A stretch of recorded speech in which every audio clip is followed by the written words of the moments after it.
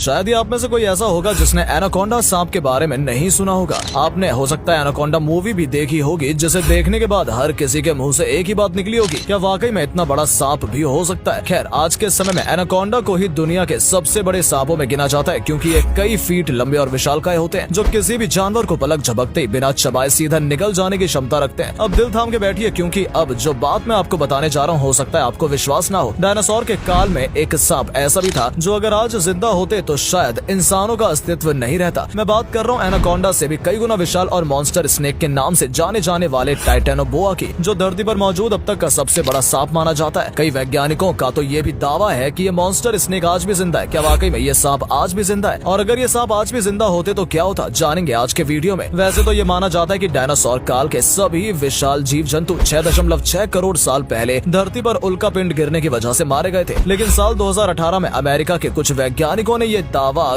कर सबको चौंका दिया था कि टाइटेनोबोआ सांप आज भी जिंदा है। ये इतना बड़ा है कि किसी बड़े मगरमच्छ को भी निगल सकता है। वहीं दूसरी तरफ टाइटेनोबोआ को विश्व का सबसे विशाल सांप होने का दर्जा प्राप्त है। दरअसल टाइटेनोबोआ को भी डायनासोर के साथ ही विलुप्त मान लिया गया था, लेकिन वैज्ञानिक मानते हैं कि दुनिया की सबसे बड़ी नदी अमेज़न नदी में ये दैत्य रूपी जीव आज भी रह रहा है। माना जाता है कि ये सांप करीब 50 फीट लंबा और 4 फीट चौड़ा है। टाइटेनोबोआ सांप को लेकर कुछ सालों पहले चर्चाएं जोरों पर थीं। दरअसल कुछ अमेरिकी वैज्ञानिकों के एक समूह का दावा था कि टाइटेनोबोआ प्रजाति का अंत नहीं हुआ है, वो आज भी जिंदा है। यूनाइटेड किंगडम की समाचार एजेंसी एक्सप्रेस यूके की रिपोर्ट में बताया गया कि टाइटेनोबोआ आज से करीब 6 करोड़ साल पहले की प्रजाति है, जो डायनासोर के समय पर धरती पर मौजूद था। हालांकि बाद में सांप की इस प्रजाति को विलुप्त करार दे दिया गया था। वैज्ञानिकों का कहना है कि टाइटेनोबोआ आज भी दक्षिण अमेरिका की अमेज़न नदी में जिंदा है। टाइटेनोबोआ इतना विशाल है कि ये एक मगरमच्छ को साबुत निगल सकता है। बीते काफी समय से तो यही माना जा रहा था कि सांप की ये प्रजाति धरती से विलुप्त हो गई है। हालांकि समय समय पर सांप से जुड़ी तरह तरह की अफवाहें सहित फोटोज फेक इंटरनेट पर वायरल होती रही हैं। टाइटेनोबोआ की भयावहता का अंदाजा आप इसी बात से लगा सकते हैं कि इसका वजन करीब 1500 किलो होता था। अमेरिकी वैज्ञानिकों के अलावा mysteriousEarth.net नामक वेबसाइट ही इस दैत्य जीव के जिंदा होने का दावा कर चुका है। इस वेबसाइट ने टाइटेनोबोआ सांप को मदर ऑफ वाटर्स का नाम दिया था। टाइटेनोबोआ के अस्तित्व का दावा करने वाले वैज्ञानिकों का कहना है कि ये अमेज़न नदी में हो सकता है। उनका कहना है कि अमेज़न नदी का क्षेत्र इतना विस्तृत और रहस्यमयी है कि वैज्ञानिक आज तक नदी की तह तक पहुंचने में असफल रहे हैं। गौरतलब है कि अमेज़न नदी की कुल लंबाई 6992 किलोमीटर है। साल 2009 में कोलंबिया में खुदाई के दौरान इस विशालकाय सांप के कई जीवाश्म मिले थे। जीवाश्म की जांच की गई और उसके आधार पर यह अनुमान लगाया गया कि उस सांप की लंबाई करीब 42 फीट और वजन 1100 किलो के करीब रहा होगा। अब आप सोच रहे होंगे कि इस विशालकाय सांप का नाम आखिर टाइटेनोबोआ ही क्यों रखा गया। दरअसल इस सांप का नाम टाइटैनिक जहाज के नाम पर रखा गया है, क्योंकि टाइटेनोबोआ भी टाइटैनिक जहाज की तरह ही विशाल था और अपने पुराने समय में मौजूद सभी सांपों में ये सबसे बड़ा था। अब टाइटेनोबोआ सांप जिंदा या नहीं, ये तो इसके बारे में दावे करने वाले वैज्ञानिक ही जाने, क्योंकि अभी तक इसकी पुष्टि नहीं हो पाई है। हालांकि इतना जरूर है कि अमेज़न नदी इतनी बड़ी और लंबी है कि टाइटेनोबोआ जैसे किसी सांप को ढूंढ पाना लगभग नामुमकिन ही है, क्योंकि अमेज़न जंगल और ये नदी इतने विशाल हैं कि इनके अंदर घुसने की हिम्मत भी कोई नहीं जुटा पाता।